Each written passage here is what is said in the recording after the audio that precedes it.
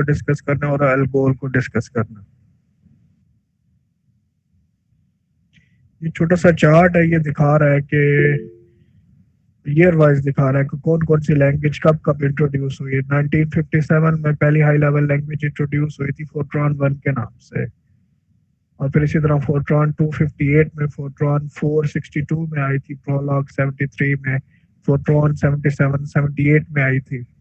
इसी तरह ये सारी लैंग्वेजेस हैं। अल्गोल का मेंशन है,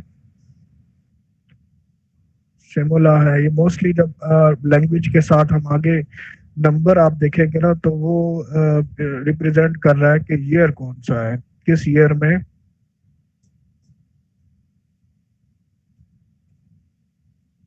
में ये लैंग्वेज इंट्रोड्यूस हुई थी। एक मिनट मैं व्हाट्सएप पे शेयर कर लेता हूँ स्लाइड्स आप लोगों को, लेकिन इनके अंदर मैं अभी चेंजेस करूंगा। स्लाइड्स ये फाइनल नहीं है, ठीक है, एडिशंस भी होंगी। जो कोबोल है वो अभी इसके अंदर मैंने ऐड नहीं की।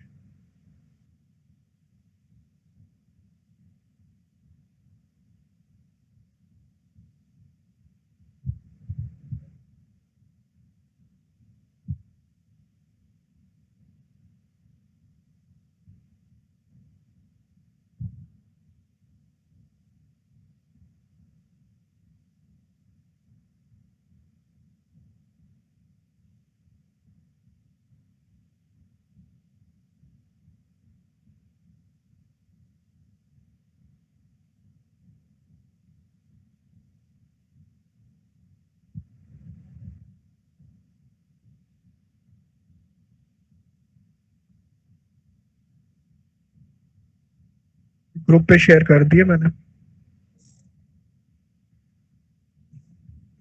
ये बस छोटा सा एक ग्राफ है जो ईयर वाइज दिखा रहा है कि कौन कौन सी लैंग्वेज किस किस ईयर में इंट्रोड्यूस हुई थी। इनमें से कुछ लैंग्वेजेस हम लोग डिस्कस करेंगे और मोस्टली स्किप कर देंगे। 1940s में कंप्यूटर इंट्रोड्यूस हुए थे। वैसे तो अबैकस को भी एक कंप्यूटर कहा जाता है, लेकिन जो रियल हार्डवेयर मशीन है, जो बाकी एक मशीन की फॉर्म में इंट्रोड्यूस हुए थे 1940s में थे, लेकिन स्लो थे, अनरिलायबल थे, एक्सपेंसिव थे, मेमोरीज बहुत स्मॉल थी और डिफिकल्ट टू प्रोग्राम थे। प्रोग्राम करना उनको बहुत मुश्किल था। इवन के 1960s तक भी जो कंप्यूटर्स डेवलप हो चुके थे उनको भी प्रोग्राम करना इंतहाई मुश्किल था। एक चले आगे वो मैं दिखाऊंगा कि प्रोग्राम कैसे किया जाता था। शुरू में मशीन लैंग्वेज में प्रोग्राम किया जाता था। मशीन लैंग्वेज सबको पता है, 0 1 की फॉर्म में, बिट्स की फॉर्म में हम लोग इंस्ट्रक्शंस दिया करते थे कंप्यूटर को, और पंच कार्ड्स के जरिए दिया करते थे। आज एक पंच कार्ड भी आप लोगों को दिखाऊंगा कि पंच कार्ड के जरिए इंस्ट्रक्शंस कैसे दी जाती थी। तो ये पहली हाई लेवल लैंग्वेज जो डेवलप हुई उसको शॉर्ट कोड भी कहते हैं। इसके अलावा भी लैंग्वेजेस हैं जो फोर्ट्रॉन से पहले डेवलप हो चुकी थी, ठीक है, लेकिन जो सबसे ज्यादा पॉपुलर हुई वो फोर्ट्रॉन पॉपुलर हुई। जो पॉपुलर नहीं हो सकी या ज्यादा देर नहीं चल सकी उनमें एक ये शॉर्ट कोड है। ये जॉन मैकले ने इसको 1949 में डेवलप किया था और स्पेसिफिक कंप्यूटर के लिए डेवलप किया था जिसको बायनेक कंप्यूटर कहते हैं। फिर शॉर्ट कोड को एक और कंप्यूटर के लिए उसको थोड़ा सा चेंज किया गया। यूनिवैक कंप्यूटर आईबीएम ने इंट्रोड्यूस करवाया था ये, उसके लिए शॉर्ट कोड को दोबारा से रीडिजाइन किया गया और फिर उसके ऊपर ट्रांसफर किया गया और उसके ऊपर रन किया गया यूनिवैक कंप्यूटर में। यूनिवैक कंप्यूटर की मेमोरी 72 बिट्स थी, जिसके अंदर हम किस तरह, ये मेन मेमोरी की बात हो रही है, जिसके अंदर हम जो एक करेक्टर था वो 6 बिट का था, जो अब आज की 2 कोड्स के बाद हम लोग अब 7 बिट्स के करेक्टर्स होते हैं। 7 बिट्स का एक करेक्टर हम लोग डिनोट करते हैं। शॉर्ट कोड की थोड़ी सी छोटी सी एग्जांपल है। अगर ये कोड है a equal to B plus C divided by B multiply by C, अगर ये कोड हमने शॉर्ट कोड में राइट करना था तो इसके दो स्टेप्स थे। पहले हम इसको कन्वर्ट करते थे, जो वेरिएबल्स थे उसको शॉर्ट कोड के अपने वेरिएबल्स में कन्वर्ट किया जाता था, जैसे x3 is equal to x1 plus y1 divided by x1 multiply by y1। ABC को कन्वर्ट किया है शॉर्ट कोड ने अपने वेरिएबल्स में। उसके बाद फिर ये जो ब्रैकेट्स हैं, सिंबल्स हैं, प्लस के, इज इक्वल टू के, डिवाइड के, मल्टीप्लाई के, इनको भी नंबर्स में कन्वर्ट किया जाता था। उसके बाद फिर ये कोड एग्जीक्यूट होता था, जैसे सेकंड स्टेप में शो हो रहा है, जिसके अंदर ऑपरेटर्स और पैरेंथेसिस सब्स्टिट्यूट हो रही हैं किसी स्पेसिफिक कोड से। फोर्ट्रॉन ये पहली लैंग्वेज समझी जाती है, पहली हाई लेवल लैंग्वेज समझी जाती है। IBM ने इसको इंट्रोड्यूस करवाया, और IBM ये बहुत पुरानी कंपनी है, इंटरनेशनल बिजनेस मशीन इसका एब्रिविएशन है। तो ये मोस्टली इसका जो काम था वो वर्किंग थी, ये टेक्सटाइल्स के अंदर ये वर्किंग करती थी। तो वहाँ पर इन्होंने अपनी रिकॉर्ड को मेंटेन करने के लिए सिस्टम्स, कंप्यूटर सिस्टम इंट्रोड्यूस करवाए और ये लैंग्वेजेस इंट्रोड्यूस करवाई, ताकि बिजनेस के रिकॉर्ड बेहतर तरीके से इनको रिपोर्ट कर सके। 1954 में जॉन बैकस ने इंट्रोड्यूस करवाया था फोर्ट्रॉन को, और एक पेपर के अंदर इंट्रोड्यूस करवाया था जिसका नाम था the IBM mathematical formula translating system. और ये जो फोर्ट्रॉन 0 था, इस पेपर को प्रैक्टिकली इम्प्लीमेंट नहीं किया जा सका, उसकी बहुत सारी रीजंस थी। तो जब प्रैक्टिकली इम्प्लीमेंट करने लगे तो फोर्ट्रॉन 0 को मॉडिफाई करना पड़ा, क्योंकि प्रैक्टिकली इम्प्लीमेंट करने में उसके इश्यूज थे। फिर फोर्ट्रॉन 1 जो प्रैक्टिकली इम्प्लीमेंट हुआ वो 1957 में उसका कंपाइलर इंट्रोड्यूस हुआ, और फिर तब जाकर ये प्रैक्टिकली सिस्टम के ऊपर वर्क किया, तभी उसको फोर्ट्रॉन 0 कहा जाता है, और ये फोर्ट्रॉन 1 इसको कहा जाता है। इसके अंदर कौन कौन सी फंक्शनैलिटीज इंक्लूड थी? इनपुट एंड आउटपुट स्टेटमेंट्स थी, वेरिएबल्स के नेम हम मैक्सिमम 6 कैरेक्टर तक रख सकते थे, जबकि फोर्ट्रॉन 0 में सिर्फ 2 कैरेक्टर्स थे theoretically. User defined subroutines user define कर सकता था फोर्ट्रॉन 1 में, लेकिन डाटा टाइप स्टेटमेंट्स नहीं थी फोर्ट्रॉन 1 में। जैसे नेक्स्ट लाइन में मेंशन किया हुआ I, J, K, L, M, N, N were implicitly integer type. जो भी वेरिएबल इन नामों से डिक्लेयर किए जाते थे, कोई भी वेरिएबल जो I, J, K, L, M और N के नाम से डिक्लेयर किया जाता था वो इम्प्लिसिटली इंटीजर टाइप होता था, और इसके अलावा अगर कोई और वेरिएबल डिक्लेयर किया गया किसी और नाम से तो वो implicitly floating point variable consider किया जाता था। ये अब फोर्ट्रॉन ये इंट्रोड्यूस हो रहा है 1957 में, फोर्ट्रॉन 1, ठीक है, जो प्रैक्टिकली इम्प्लीमेंट हुआ। उस वक्त भी जब कंप्यूटर को हमने कोड देना था तो ये पंच कार्ड है एक, कंप्यूटर को हम जब इंस्ट्रक्शन देते थे तो पंच कार्ड्स के ऊपर देते थे। तो ये पंच कार्ड आप देखेंगे जिसके अंदर इस पूरे कार्ड के ऊपर जो टॉप के ऊपर जो लिखा हुआ है 2 ब्रैकेट्स में 1 लिखा हुआ है is equal to y plus w और ब्रैकेट में 1 लिखा हुआ है, ठीक है। ये पूरा कार्ड उसको इंटरप्रेट कर रहा है। इसके अंदर ये हॉरिजेंटली मशीन चेक करती थी कि रो नंबर कॉलम नंबर 1 में कौन कौन से 2 बिट सेलेक्ट की हुई है, कॉलम नंबर 2 में कौन कौन से बिट सेलेक्ट की हुई है। तो हर कॉलम के अगेंस्ट एक करेक्टर बैकएंड के ऊपर रिकॉग्नाइज होता था कि इस कॉलम का मतलब ये है, इस कॉलम के अंदर ये वाला करेक्टर रिकॉग्नाइज करवाया जा रहा है, दूसरे कॉलम के अंदर दूसरा करेक्टर रिकॉग्नाइज करवाया जा रहा है। तो ये जो कॉम्बिनेशंस ऑफ ये जो आपको रेड कलर में नजर आ रहा है ये असल में पंच हुए हुए हैं, ये डिस्क्राइब कर रहे हैं कि कौन सा करेक्टर सेलेक्ट हो रहा है या किस करेक्टर की बात की जा रही है। तो ये पंच कार्ड्स बहुत ही बल्क क्वांटिटी में इस्तेमाल किए जाते थे। अब ये एक स्टेटमेंट के लिए, ये छोटी सी स्टेटमेंट है जो ऊपर इंटरप्रेट की गई है, इतना बड़ा एक पंच कार्ड इस्तेमाल किया गया।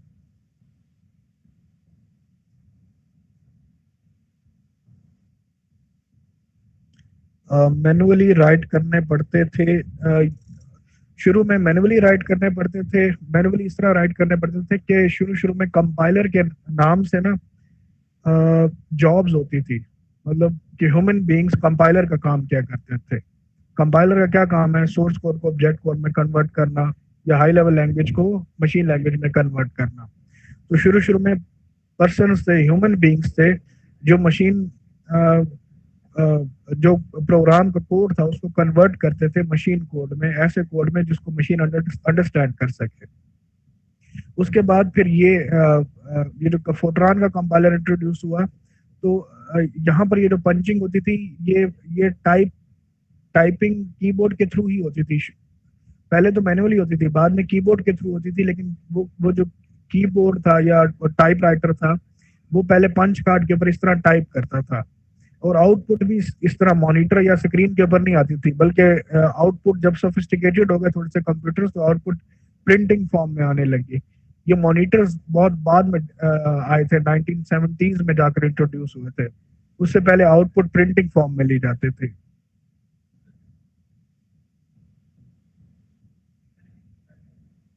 फोर्ट्रॉन 2 और 1958 में डिस्ट्रीब्यूट हुआ।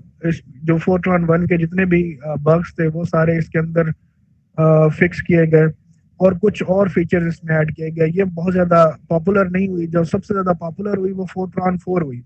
फोर्ट्रॉन 3 भी डेवलप हुई लेकिन डिस्ट्रीब्यूट नहीं हो सकी, ज्यादा यूज नहीं हुई। फोर्ट्रॉन 4 बहुत ज्यादा पॉपुलर हुई।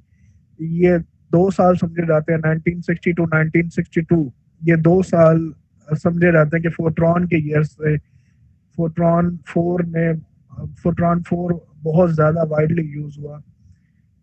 इसमें इम्प्रूवमेंट्स क्या थी कि एक्सप्लिसिट डाटा टाइप डिक्लेरेशन, कि हम फोर्ट्रॉन 4 में डाटा टाइप डिक्लेयर कर सकते थे खुद से, जैसे फोर्ट्रॉन 1 में मैंने डिस्कस किया कि डाटा टाइप स्टेटमेंट्स नहीं होती थी, वेरिएबल्स फिक्स थे, आई जे के एल एम एन।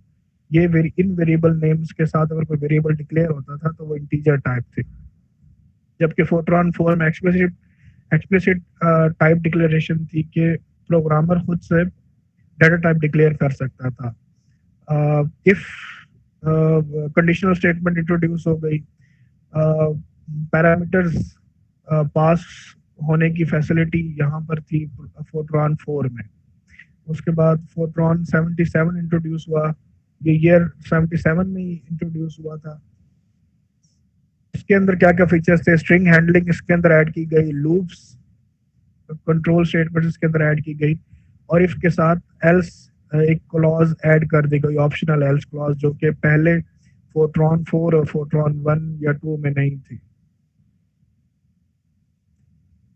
फोर्ट्रॉन 90 में भी बहुत ज्यादा इंप्रूवमेंट आई, 1992 में इंट्रोड्यूस हुआ।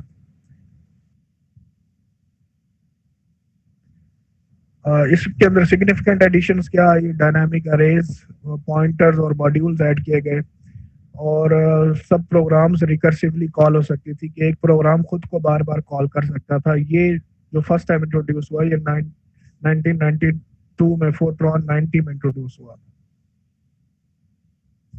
2003 फोर्ट्रॉन, और अब मेरे ख्याल से 2008 है शायद जो लेटेस्ट है इस वक्त। इसके अंदर ऑब्जेक्ट ओरिएंटेड की सपोर्ट ऐड की गई, और इससे रिलेटेड अगर आप फोर्ट्रॉन 2003 को डिटेल से पढ़ना चाहें तो ये हैंडआउट्स है, ये कंप्लीट एक बुक है जो जिसके अंदर सैंपल प्रोग्राम्स भी हैं, और इसके अंदर जितने भी कंडीशनल स्टेटमेंट्स और लूप्स और स्ट्रक्चर्स, ऑब्जेक्ट ओरिएंटेड प्रोग्रामिंग, ये सारी चीजें इसके अंदर डिटेल से मेंशन है। अगर आप लोग देखना चाहें तो इस लिंक के ऊपर जाकर रीड आउट कर सकते हैं। ये एक बहुत ही सिंपल सा प्रोग्राम है फोर्ट्रॉन 2003 का, टेम्परेचर कन्वर्टर का। ये यहाँ पर नजर आ रहा है कि जो कमेंट्स हैं वो स्टार्ट हो रहे हैं ये एक्सक्लेमेशन मार्क्स और 2 फॉरवर्ड स्लैशेस से, ठीक है। तो ये जितनी भी लाइंस एक्सक्लेमेशन मार्क्स और 2 फॉरवर्ड स्लैशेस से स्टार्ट हो रही है वो सब के सब कमेंट्स हैं। 2 इसके अंदर वेरिएबल्स दिए गए रियल डाटा टाइप के, एक एफ और एक सी, और एफ को वैल्यू दी गई 75, सी को फिर कन्वर्ट करना था फ़ारेनहाइट को हमने सेल्सियस में, तो आगे सी को वैल्यू दी गई F-32 multiply by 5 divide by 9। तो एंड में प्रिंट करवाया जा रहा है सी को कि सी की वैल्यू क्या बनती है। तो ये सिंपल सा कन्वर्जन का प्रोग्राम है फोर्ट्रॉन 2003 का। लिस्प, अच्छा इसके अंदर मेंशन नहीं है, शायद मिस हो गया मुझसे। कि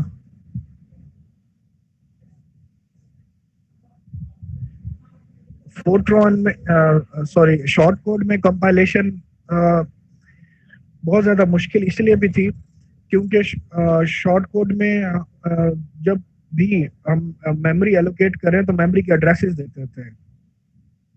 हम जैसे हम प्रोग्रामिंग में सी प्लस प्लस में या पाइथन में जब भी वेरिएबल डिक्लेयर करते हैं तो वेरिएबल का नेम से उसको कॉल कर लेते हैं, जबकि शॉर्ट कोड में वेरिएबल के एड्रेसेस के थ्रू मेमोरी के एड्रेसेस के थ्रू उनको फेच किया जाता था। तो अगर हमने प्रोग्राम में और मेमोरी एड्रेसेस भी लीनियर स्ट्रक्चर के ऊपर थे कि अगर पहला एड्रेस 02 यूज हो रहा है तो दूसरा एड्रेस 04 ही यूज होना है और तीसरा एड्रेस 06 यूज होना है। अगर दो दो बिट्स का फॉर एग्जांपल या दो दो बाइट्स का अगर मैं कह लूँ एक कैरेक्टर था, तो अगर किसी वेरिएबल को हमने बीच में ऐड करना है, फॉर एग्जांपल 02 के बाद ऐड करना है, तो आगे 04 06 08 और 0 और 10 के ये इन मेमोरी लोकेशंस के ऊपर जितने भी वेरिएबल्स थे इन सब को हमें स्विच फॉरवर्ड करना पड़ता था कि टू स्टेप्स स्विच फॉरवर्ड, इनके एड्रेसेस फॉरवर्ड स्विच करते तब जाकर हम एक वेरिएबल बैक के ऊपर ऐड कर सकते थे। तो लिस्ट जब इंट्रोड्यूस हुई थी तो मेनली उसी प्रॉब्लम को कैटर किया गया था। ये लिस्ट प्रोसेसिंग के लिए है, नाम से जाहिर है कि इसके अंदर जैसे अरे टाइप स्ट्रक्चर है, ये बिल्कुल उसी तरह है। लिस्ट के अंदर दो टाइप्स के डाटा स्ट्रक्चर्स हैं, एक एटम्स और एक लिस्ट। लिस्ट के अंदर या तो एटम्स होंगे या सब लिस्ट्स होंगे। ये एटम्स क्या हैं, ये या तो सिंबल्स हैं या कोई न्यूमेरिकल कैरेक्टर होगा। तो इसका जो स्ट्रक्चर था जैसे लास्ट पॉइंट में मेंशन है, allow insertion and deletion at any point operations that were then thought to be necessary part of the list processing. तो लिस्ट प्रोसेसिंग में ये बहुत ज्यादा इंपॉर्टेंट ऑपरेशन समझा जाता था कि इंसर्शन और डिलीशन कहीं से भी लिस्ट में दरमियान से कहीं से भी आप कोई भी एलिमेंट डिलीट भी कर सकते हैं और कोई भी एलिमेंट दरमियान में ऐड भी कर सकते हैं। ये लिस्ट में फर्स्ट टाइम इंट्रोड्यूस हुआ था। इसका स्ट्रक्चर ये देख लें, लिस्ट जो है वो पैरेंथेसिस के अंदर हम मेंशन करते हैं, जैसे थर्ड पॉइंट के अंदर मेंशन है ए बी सी और डी। ये एक लिस्ट है जिसके अंदर 4 एटम्स हैं। ए एक एटम है, बी है, सी है और डी है। एक दूसरी लिस्ट है नेस्टेड लिस्ट जिसे कहा गया है। इसके अंदर आइटम्स कितने हैं, इसके अंदर 4 एटम्स हैं जिसके अंदर ए है एक आइटम, बी और सी ये दूसरा एलिमेंट, डी तीसरा एलिमेंट और ये फोर्थ एलिमेंट है जो कि खुद एक सब लिस्ट है जिसके अंदर ई और उसके अंदर एफ और जी एक और लिस्ट आ जाती है, एक और सब लिस्ट है। तो जैसे पहले लास्ट स्लाइड में डिस्कस किया कि इसके अंदर या तो एटम्स होंगे या लिस्ट होंगी। तो लिस्ट के जितने भी एलिमेंट्स हैं या तो उसके अंदर एटम्स हैं, जैसे एक सिंपल लिस्ट यहाँ पर ऊपर दी गई है ए बी सी और डी, और नीचे एक हमने एक सब लिस्ट के अंदर सब लिस्ट ऐड की हुई है। इसका एक जरा थोड़ा सा ये ग्राफ है, इंटरनल प्रेजेंटेशन है। जब सिंपल लिस्ट थी ए बी सी और डी तो उसके अंदर ये फर्स्ट रो में हमने मेंशन किया हुआ, इस तरह हम लोग उसको डिनोट कर रहा है। इसके अंदर दो चीजें होती हैं लिस्ट की नोड्स में, लिस्ट के जो एलिमेंट्स है उसके अंदर दो चीजें होती हैं, एक जो सिंबल है उसका एड्रेस, दूसरा नेक्स्ट नोड का एड्रेस। तो आपको नजर आ रहा होगा ये जो पहला नोड है, पहला एलिमेंट है, उसके अंदर दो चीजें, एक तो वो सिंबल को एड्रेस कर रहा है, दूसरा वो नेक्स्ट एलिमेंट को एड्रेस कर रहा है। ये असल में लिंक लिस्ट की तरह होते हैं। अगर आप लोगों ने लिंक लिस्ट प्रोग्रामिंग में पढ़ा हो तो उसमें भी ऐसे होता है कि नेक्स्ट एलिमेंट का एड्रेस, नेक्स्ट ये नोड होती है उसका एड्रेस प्रीवियस नोड के अंदर मेंशन होता है।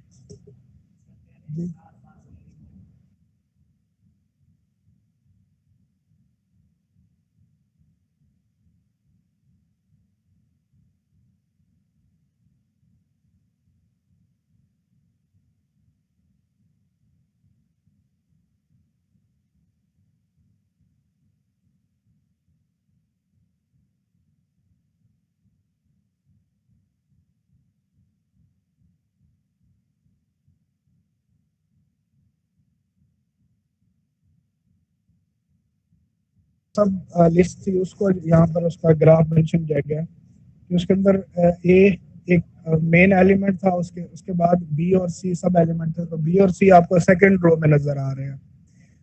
उसके बाद डी आपको मेन रो में नजर आएगा यहाँ पर, ठीक है। सी और ई उसके सब एलिमेंट्स थे। अब ई के फिर आगे फर्दर सब एलिमेंट्स थे, जो एफ और जी आपको यहाँ पर नजर आ रहे हैं।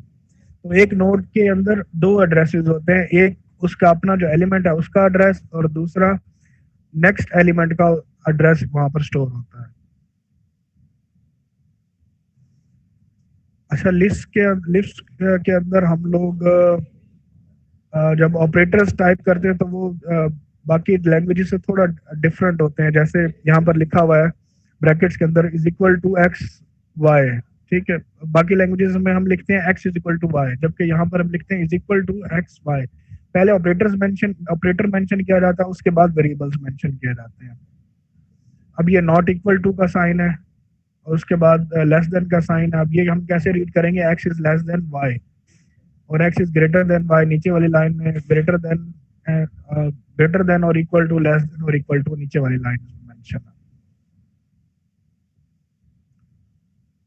ये लिस्ट की एक और एग्जांपल है कि अगर आपने अपेंड करना है एक लिस्ट में दूसरी सर लिस्ट को, तो वो कैसे हो सकता है। जी सर, ये पिछली स्लाइड पे काइंडली कीजिएगा सर, एक सेकेंड। हम्म, सर ये जो लास्ट टू हैं, लास्ट टू एंट्रीज अगर देखें तो वो मिस्टेक नहीं भला सेकंड नहीं लास्ट लेस देन होगी और लास्ट वाली ग्रेटर देन होगी, क्योंकि देखें सर एक्स की हम बात कर आप रहे हैं ना, जो यहाँ पे तो फिर वाई ग्रेटर देन और लेस देन हो जाएगा। नहीं, आप थर्ड रो देखो, उसको पहले पढ़ो फिर ये देखो, फिर आपको क्लियर हो जाएगा। देखें लेस देन का साइन है, एक्स और वाई लिखा हुआ है थर्ड रो में, और सर वही उसकी ना, यहाँ मीनिंग पे क्या है। उल्टा कर दिया ना। देखो ना, एक्स उसकी मीनिंग क्या है, x is less than y, ठीक है। जी सर। और अब सेकंड लास्ट रो में देखो, उसमें भी यही है, x is less than y. इस नो ग्रेटर सर देन का सेकंड मतलब लास्ट यही में हुआ ना, greater than. No greater than, no अच्छा ग्रेटर ठीक है, देन नो लिखा हुआ, सही है। मैं वो इसमें ठीक नो है। नहीं देखा सर। ठीक sir, thank you. No greater than से मुराद ये है कि लेस देन और इक्वल टू, ठीक है सर, थैंक यू सो ठीक है। मच। Okay okay.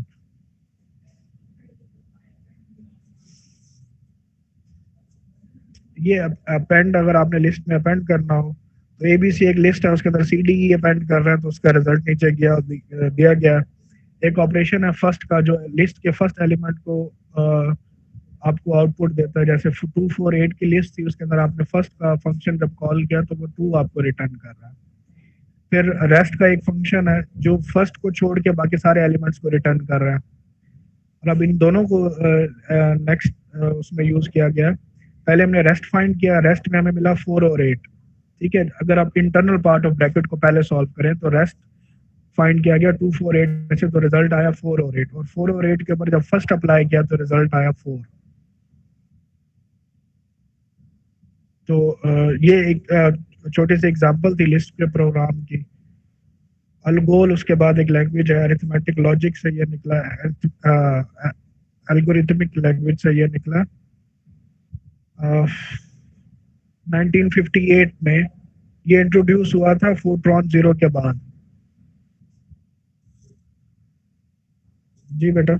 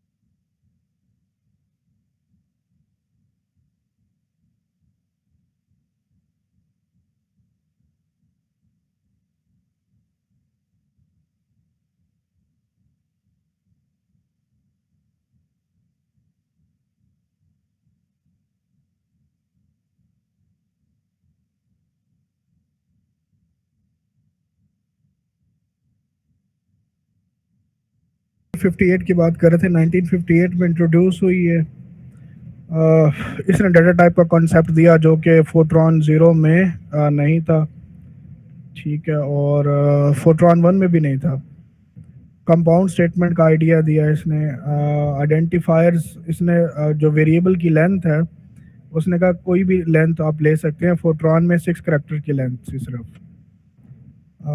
अरे की डायमेंशन जो थी मल्टीपल डायमेंशन अरे अल्गोल 58 में अलाउ थी, फोर्ट्रॉन 1 में अलाउ नहीं थी।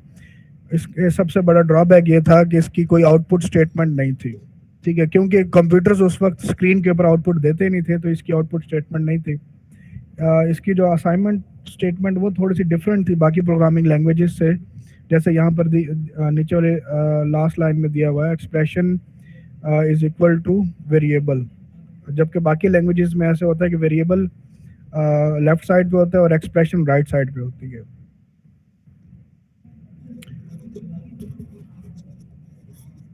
अल्गोल 60 साइंटिफिक एप्लीकेशन उसके लिए एक इंटरनेशनल कमेटी ने डिज़ाइन की थी। इसका जो मेन पर्पस था वो सिर्फ और सिर्फ उस वक्त जो मेन पर्पस था वो साइंटिफिक यूज़ था इसका। ये छोटा सा प्रोग्राम है, हेलो वर्ल्ड का प्रोग्राम है। बिगिन का कीवर्ड है, उसके बाद एक फाइल इंक्लूड करवाई जा रही है, एक अरे ली जा रही है, इतने कैरेक्टर्स की अरे, और चूंकि डिस्प्ले करवानी है तो पहले अरे ली जा रही है, उसको रिप्लेस किया जा रहा है हेलो वर्ड से, और फिर बाद में लूप के अंदर उसको डिस्प्ले करवाया जा रहा है कैरेक्टर बाय कैरेक्टर। ये सिर्फ हेलो वर्ड का एक प्रोग्राम है अल्गोल में। ये अल्गोल के अंदर अगर मीन कैलकुलेट करना है, अरे के अंदर एलिमेंट्स डिजिट्स पुट करने के बाद उनका मीन कैलकुलेट करने का एक सिंपल सा प्रोग्राम है। पहले एक वेरिएबल लिया गया n के नाम से, फिर उसके बाद उसको रीड किया गया, एक अरे ली गई, 2 वेरिएबल्स और लिए गए सम और एवरेज के नाम से। जी मैं आपको बताता हूँ।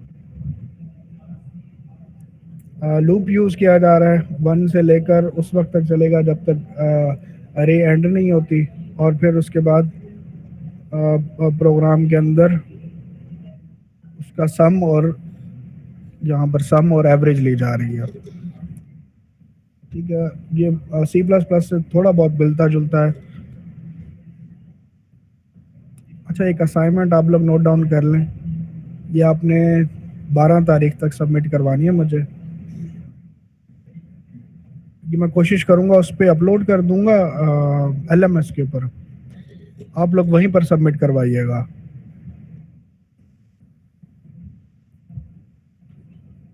ठीक है, लिस्प, फोर्ट्रॉन या अल्गोल, इन तीनों में ये तीनों प्रोग्राम्स, इन तीनों लैंग्वेजेस का एक एक प्रोग्राम आप लोगों ने राइट अप करना है। कंपाइलर पहले इनका डाउनलोड करना है, उसके ऊपर इन तीनों के प्रोग्राम पहले आपने रन करने हैं, और उन प्रोग्राम्स के अंदर ऑपरेटर्स, कंडीशनल स्टेटमेंट्स, लूप्स और मेथड्स यूज लाजमी हो रहे हों।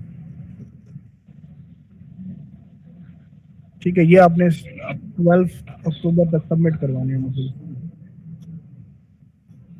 मेरे वैसे साइन नहीं जी बाय मेल। एक मिनट रुको सर।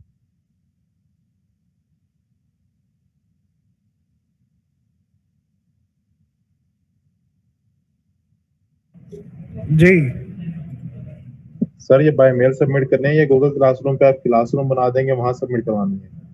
नहीं, मैंने बताया ना LMS के ऊपर मैं अपलोड कर दूंगा, वहीं पर आपने सबमिट करवाना। अभी मैं LMS के ऊपर कर रहा था लेकिन वो LMS कोई इशू कर रहा था, वो ओपन नहीं हो रहा था मेरे पास। ठीक है, आपने ये LMS हमारे पास असाइनमेंट भी अक्सर लोकेशन होता सर,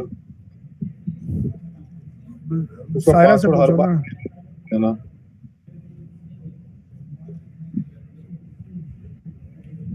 अच्छा, इन तीनों प्रोग्राम्स का आपने स्क्रीनशॉट लेना है, रन करने के बाद स्क्रीनशॉट लेना है, कोड का भी और जो आउटपुट आती है उसका भी, वो स्क्रीनशॉट आपने मुझे भेजने हैं। सर ठीक हो गया सर। ठीक है, और प्रोग्राम के अंदर कुछ कुछ ऐसी चीज़ें आपने ऐड कर देनी है कमेंट्स में या कहीं पर भी, जिससे ये पता चल जाए कि ये वाकई आपका प्रोग्राम है जो किसी दूसरे का कॉपी नहीं किया हुआ है। ठीक है, कमेंट्स में अपना नेम, रोल नंबर ऐड कर दीजिएगा सब लोग ये। सर ठीक है। ठीक है, को बोल हम इंशाल्लाह फिर नेक्स्ट लेक्चर में डिस्कस करेंगे। ठीक है, अब यहाँ पर किसी को कोई क्वेश्चन है यहाँ तक?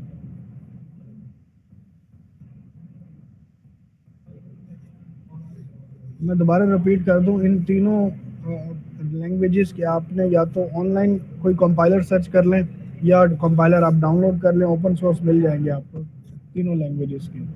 ठीक है, और इनके आपने ये प्रोग्राम्स जिसके अंदर ऑपरेटर्स, कंडीशनल स्टेटमेंट्स, लूप्स और मेथड्स इंक्लूड हो, ऐसा कोई भी प्रोग्राम आपने रन करके मुझे दिखाना है। प्रोग्राम का कोड भी, उसका स्क्रीनशॉट लेना है और जो आउटपुट आएगी उसका भी स्क्रीनशॉट लेकर आपने मेरे साथ शेयर करना है। और कोड के कमेंट्स में अपना रोल नंबर मेंशन कर दीजिए, नेम भी और रोल नंबर भी। सर लेकिन एक प्रॉब्लम और भी है क्योंकि ये ओल्ड लैंग्वेजेस हैं, लाइक फोर्ट्रान हो गई, लिस्प और अल्गोल, तो इन लैंग्वेजेस के अंदर ना ऊप का कॉन्सेप्ट उस तरह से अप्लाई नहीं होता, ऊप को सपोर्ट नहीं करती। ठीक है, तो तो अब मैंने ऊप मैंने मेंशन ही नहीं किया। नहीं, सर, ठीक है, नहीं, तो मैं ये सोच रहा था कि अगर हम इस प्रोग्राम, ये जो आपने कोड कहा है, अब ये चारों अगर हम एक प्रोग्राम में कर लें वो ज्यादा बेनिफिशियल होगा। बट ये लैंग्वेजेस वो जो उस तरह से सपोर्ट करती ही नहीं है, तो हम इनके फिर सेपरेट प्रोग्राम बनाए हम सारे। नहीं नहीं, एक ही प्रोग्राम के अंदर ये सारी चीजें यूज हो जाएगी, ऐसा कोई इशू नहीं है। ऐसा स्टडी करता हूँ, ऐसा ऊप में होता तो ज्यादा अच्छा था, क्योंकि अब ऊप के कॉन्सेप्ट थोड़े समझ आए हुए हैं, तो यहाँ पे मसला हो जाएगा वापिस। हम तो पुरानी लैंग्वेजेस हमने लैंग्वेज में जाना। डिस्कस करनी है, हमने लैंग्वेजेस डिस्कस करनी है। ठीक है, लिस्प का आप अलग प्रोग्राम बनाओगे, उसके अंदर ये सारी चीजें होनी चाहिए। लिस्प के एक प्रोग्राम में ये सारी चीजें होनी चाहिए, फोर्ट्रॉन के एक प्रोग्राम में ये सारी चीजें आपने यूज करनी है, अल्गोल के एक प्रोग्राम में आपने सारी चीजें यूज करनी है। ठीक हो गया सर, इंशाल्लाह। ठीक है, ठीक है sir, thank you so much. Okay okay, अल्लाह हाफिज। अच्छा, आपकी अटेंडेंस जैद, आप अटेंडेंस ले लोगे? जैद है यहाँ पर? अस्सलाम वालेकुम जी सर। वालेकुम सलाम। आप अटेंडेंस लेकर भेज दे कोई मुझे। अच्छा, और अपनी क्लास की फॉर्मेशन भी भेज दो यार। ठीक सर, मैं आपको सेंड कर देता हूँ। चलो ठीक है, thank you. Okay okay sir, Allah Hafiz.